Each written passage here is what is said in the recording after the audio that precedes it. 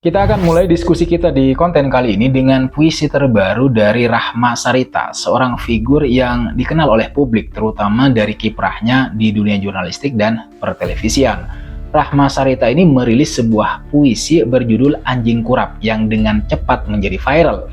Dalam puisinya tersebut, ia menyebut kata-kata yang tidak biasa, bahkan ada frasa yang sangat kasar dan menyakitkan bagi sebagian pihak. Netizen pun bertanya, apa maksudnya? Benarkah itu ditujukan untuk Jokowi? Ada banyak kata atau diksi yang sepertinya memang mengarah atau diarahkan pada sosok Jokowi yang baru-baru ini itu mempolisikan setidaknya 5 orang atas tuduhan ijazah palsu. Tapi diksi anjing kurap yang digunakan oleh Rahma Sarita ini telah membuat jagat maya panas membara. Apakah Rahma Sarita sudah keterlaluan? Atau justru ini bentuk kritik sastra yang sengaja dibuat keras agar menggugah kesadaran publik? Apakah puisi ini tetap kita sebut sebagai ekspresi kebebasan berpendapat? Ataukah sudah masuk pada wilayah penghinaan? Meskipun Rahma Sarita tidak secara eksplisit menyebut nama Jokowi di dalam puisinya tersebut, konteks waktu, perilisan, dan narasi yang dibangun dalam puisi tersebut itu seolah-olah mengarah pada sosok yang tidak lain dan tidak bukan adalah Jokowi. Misalnya, ini bisa kita lihat pada diksi seorang mantan pejabat di negeri ini. Sebelumnya ada Anjing Kurap ya sebagai judul. Pura-pura sederhana, pura-pura lugu, pura-pura alim padahal mungkin PKI. Bahkan yang lebih jelas lagi bisa kita lihat pada diksi pura-pura kuliah di universitas ternama padahal ijazahnya beli. Dan yang terakhir ada diksi dia yang berbohong, dia juga yang lapor polisi.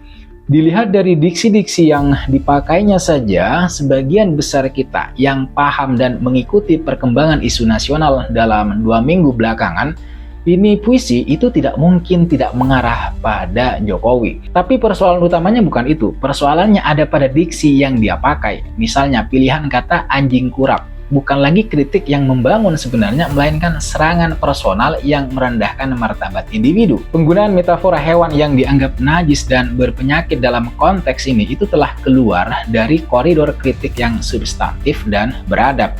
Meskipun bisa saja sebagian akan ada yang mengatakan bahwa dalam iklim demokrasi, kritik keras sekalipun harus diberi ruang, dan sastra punya caranya sendiri untuk menampar kekuasaan.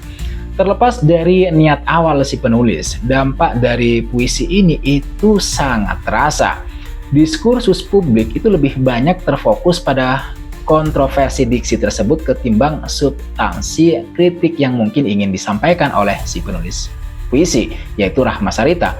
Ini membawa kita pada pertanyaan penting. Apakah metode kritik seperti ini itu efektif atau justru kontraproduktif karena mengalihkan perhatian dari isu utama ke perdebatan soal bahasa? Sejarah panjang peradaban manusia itu telah membuktikan bahwa sastra seringkali menjadi garda terdepan dalam menyuarakan ketidakadilan, perlawanan, dan kritik sosial. Di Indonesia sendiri kita memiliki tradisi sastra kritik yang kaya. Sebut saja misalnya Chairil Anwar dengan Aku Ini Binatang Jalangnya yang mendobrak kemapanan. Atau ya W.S. Rendra, si burung merah misalnya, yang sajak-sajaknya itu begitu lantang mengkritik rezim Orde Baru. Dan jangan lupakan juga Pramudia Anantatur yang karya-karyanya itu menjadi refleksi tajam atas penindasan dan ketidakadilan sosial politik. Kekuatan sastra sebagai alat kritik terletak pada kemampuannya untuk menggunakan metafora dan alegori misalnya ya, salah satunya. Atau mampu membangkitkan empati dan emosi pembacanya, menembus sensor dan represi, dan yang paling penting yaitu adalah mendokumentasikan zaman. Namun layaknya pedang bermata dua, kekuatan ini itu juga datang dengan tanggung jawab yang besar. Bagaimana sastra digunakan akan menentukan apakah ia menjadi alat pencerahan atau sekedar provokasi tanpa substansi. Disinilah kita masuk pada jantung persoalan, etika dan batasan. Ketika sastra diarahkan untuk mengkritik pejabat publik, ada beberapa pertimbangan penting yang perlu diperhatikan. Pertama, tujuan kritik.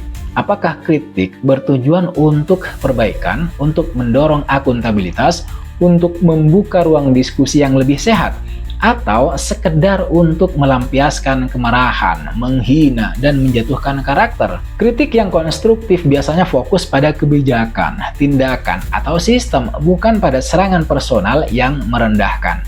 Sastra yang baik, bahkan yang paling pedas sekalipun, idealnya mampu memisahkan antara kritik terhadap jabatan dan fungsi publik dengan penghinaan terhadap pribadi, terhadap person-person tertentu. Pejabat adalah manusia, namun jabatan yang mereka emban adalah amanah publik yang harus selalu bisa dipertanyakan dan dikritisi. Itu wajar. Kemudian yang kedua, pilihan diksi dan gaya bahasa. Ini yang menjadi sorotan utama dalam kasus puisi Rahma Sarita.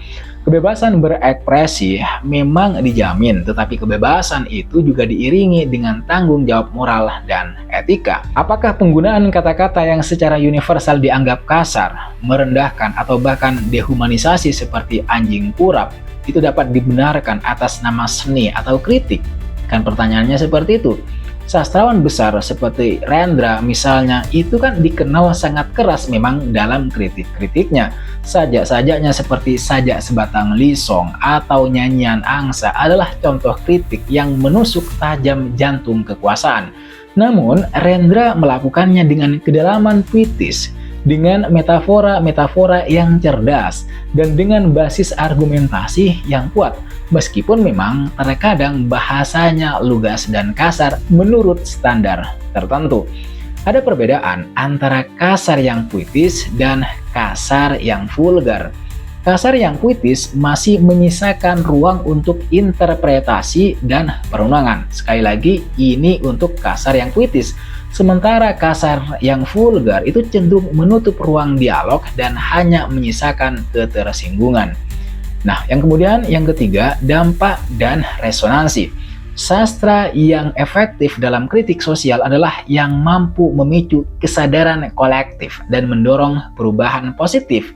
Jika sebuah karya sastra lebih banyak menghasilkan polarisasi, misalnya kebencian atau perdebatan semantik ketimbang refleksi substansial, maka efektivitasnya sebagai alat kritik itu patut dipertanyakan dan harus dipertimbangkan nanti penggunaannya.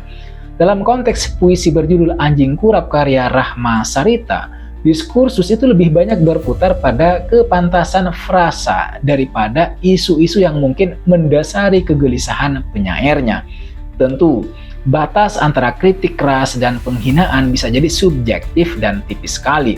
Namun ada konsensus umum dalam masyarakat mengenai apa yang dianggap pantas dan tidak pantas, terutama dalam ruang-ruang publik.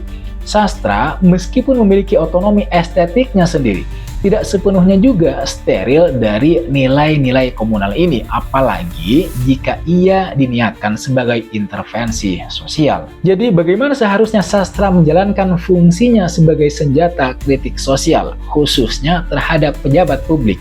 Agar apa? Agar tetap elegan, tetap bermartabat, namun tetap tajam dan berdampak. Gimana caranya? Nah, di balik metafora yang indah dan satir yang menusuk, kritik sastra yang kuat seringkali memang didasari oleh pemahaman yang mendalam atas isu yang diangkat. Ini bukan berarti sastra harus menjadi laporan investigatif, tetapi kejujuran intelektual dan kesadaran atas realitas sosial itu menjadi fondasi yang teramat sangat penting. Apa yang disampaikan dalam sastra atau puisi seharusnya juga fokus pada masalah inti, bukan sekedar mencari perhatian dengan bahasa-bahasa yang provokatif. Jadi bukan soal akrobat bahasa, tetapi substansinya apa. Sensasi mungkin bisa menjadi viral sesaat, tetapi kritik yang substansial itu akan dikenang dan direnungkan lebih lama. Kalau kita renungi, sastra memiliki kekayaan yang luar biasa dalam piranti kebahasaan. Maka sebaiknya Kritik melalui sastra yang baik adalah menggunakan ironi, sarkasme yang cerdas, metafora yang segar, alegori yang menggugah, personifikasi yang hidup. Bahasa yang menyerang dalam tanda kutip itu tidak harus selalu vulgar, karena serangan yang paling mematikan justru seringkali datang dari bisikan yang paling halus namun menusuk kesadaran. Apalagi memang kritik yang baik, sekeras apapun kritiknya, idealnya itu memprovokasi pemikiran dan diskusi, bukan kebencian dan permusuhan. Ia mengajak audiens untuk berpikir, bukan sekedar ikut marah, dan terutama ketika mengkritik figur yang dianggap zalim atau korup sekalipun. Nah, sastra yang adiluhung itu tetap menjaga perspektif kemanusiaan. Ia bisa mengecam tindakan, tapi tidak mendehumanisasi pelakunya hingga ke titik terendah tanpa alasan artistik yang sangat kuat dan dapat dipertanggungjawabkan. Ingat, tujuan kritik adalah perbaikan, bukan pembinasaan karakter semata. Kita bisa belajar dari para maestro. Puisi Paman Gober karya Rendra adalah kritik sosial ekonomi yang tajam, namun disampaikan dengan gaya balada yang memikat. Novel-novel Mokhtar Lubis seperti Harimau-Harimau atau Jalan Tak Ada Ujung adalah kritik terhadap mentalitas dan kondisi sosial dengan penceritaan yang kuat. Mereka tidak memerlukan makian kasar untuk menyampaikan pesan yang mengguncang. Mereka pakai metafora-metafora yang cerdas. Kembali ke kasus puisi Rahma Sarita, apakah penggunaan frasa anjing kurap adalah bentuk keberanian berekspresi yang harus dilindungi? Tentu dalam koridor hukum selama tidak memenuhi unsur pidana pencemaran nama baik atau ujaran kebencian. Setiap orang berhak berekspresi, menyampaikan pendapat dan gagasannya. Namun pertanyaan etis dan efektivitasnya itu tetap relevan.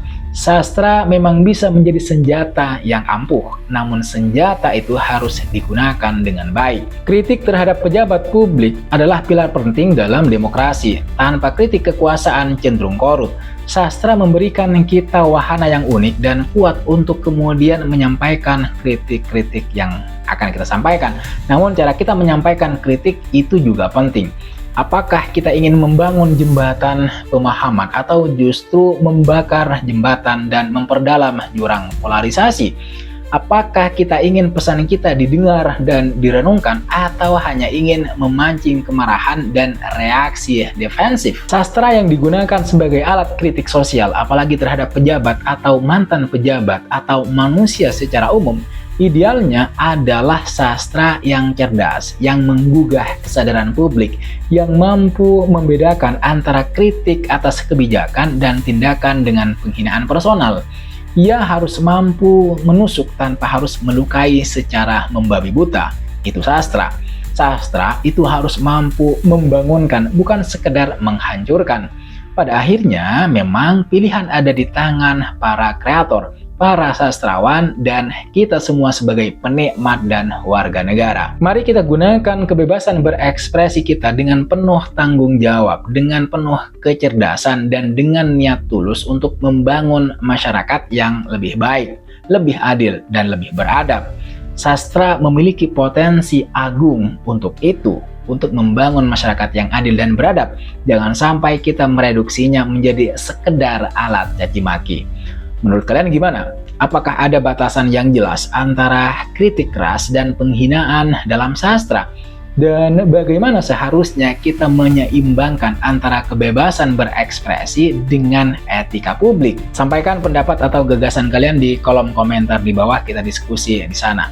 Jangan lupa untuk like, komen, dan subscribe channel Lativisme agar tidak ketinggalan analisis-analisis politik menarik lainnya. Terima kasih sudah menonton video ini sampai selesai. Terima kasih sudah mengikuti channel Lativisme. Dan jangan lupa sekali lagi untuk like, komen, dan subscribe. Nyalakan notifnya. Kita berjumpa lagi di video selanjutnya.